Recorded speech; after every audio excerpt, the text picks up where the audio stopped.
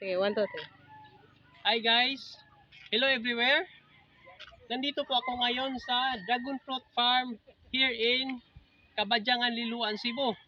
So sa mga magtatanong po kung saan ba ang daan papunta dito, ituturo ko po kayo dito doon sa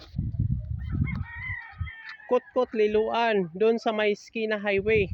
Doon kayo dumaan, tapos ang una nyong itatanong nyo ay kung saan ang Tiltilon Elementary School.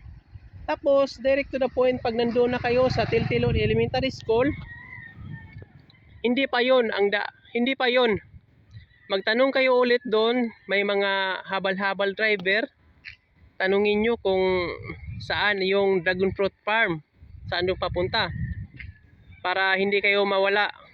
Tapos, pag umabot na kayo sa dulo, may daan pakaliwa, mayroon ding daan paangat, straight lang. Doon sa kaliwa, doon yan ang hubay.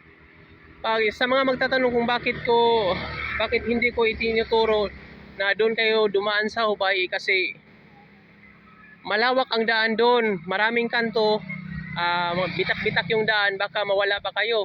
Kaya minabuti kung doon na lang kayo dumaan sa Kutkot, sa Skina Kutkot. Tapos pag doon na kayo sa may dulo, yan yung Purok Sabana. Tapos hanapin nyo yung Sinins Catering Services. Pag umabot na kayo sa catering services, medyo malapit na papunta dito sa Dragon Fruit Farm.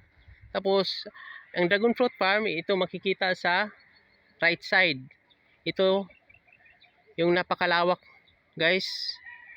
Sa tingin ko, aabot ito ng mga 8,000 above square meters. Sa tingin ko, hindi naman ito aabot ng 12,000 square meter kasi sa lawak na ito. Kasi yung 12,000 square meter is equivalent to 1 hectare. Hindi naman siguro aabot ito ng 1 hectare. Mga 8 to 9 square meter, 9,000 square meter lang po ito.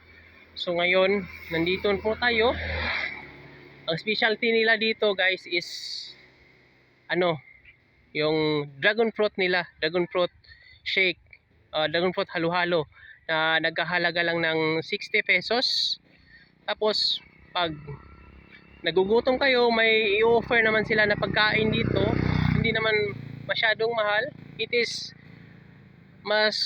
good for the family or yung magjujuwa, kasi na makapagtipid kayo, kasi yung dragon fruit shake nila is 60 pesos only. Tapos yung free 20 pesos yung entrance fee. Libre na selfie dito sa loob. Kung makita nyo doon, meron dyan na kawayan. May sapa doon sa baba. Dyan kayo pwede kayo mag-relax. Kahit anong oras ba kayo uuwi, walang oras-oras. Walang kung 20 pesos mo, pang whole day na yun. Maganda talaga dito kung nakapunta kayo. Alam ko hindi na to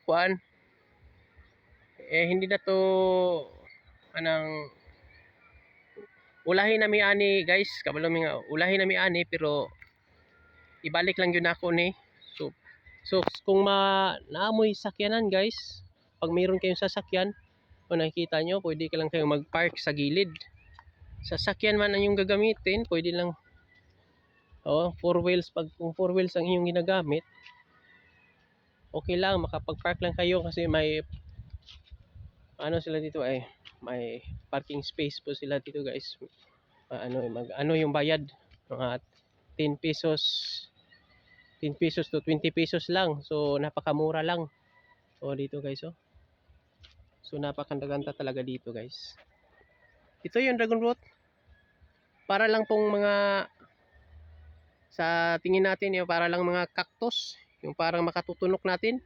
Parang matutunok lang ito, makatutunok na cactus, pero ito pala yung dragon fruit na yung masasarap, yung mahal ang kilo, guys. Ito pa lang yung dragon fruit na napakamahal ang kilo, guys. Hmm. Ito palang itsura ng dragon fruit. Oh. Only here in Kabadyangan, Liloan, Cebu, guys. Oh, di ba? Oh, guys. Napakaganda dito, guys.